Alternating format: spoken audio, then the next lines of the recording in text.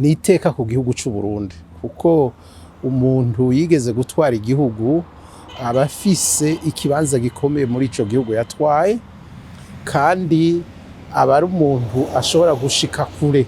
Ni naco gituma nibaza leta y'u Burundi yasavye yuko yoja muri uwo mugwi w'inararibonye zitanu zo muri Afrika. Ivyo rero birashobora kugira akamaro cane no muri Afrika, kuko ujya mugwi w'inararibonye n'abantu bafasha mu ngorane zo gutatura amatati. Kandi murazi yuko ubu muri Afrika hari ingorane zitari nke.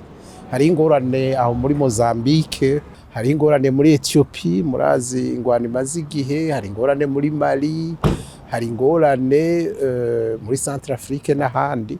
Ivyo vyose ni ibintu vyerekana yuko hakenewe kuba ibiganiro, hakenewe imigambi yo gutatura amatati. Abo rero binaribonye muri Afrika, murazi yuko mu bigenzo y'abanyafrika basonera abantu batanze abandi kubona izuba canke bagize amabanga akomeye, bakanaronka ubushobozi n'uburyo bwo kugira ngo batature amatati.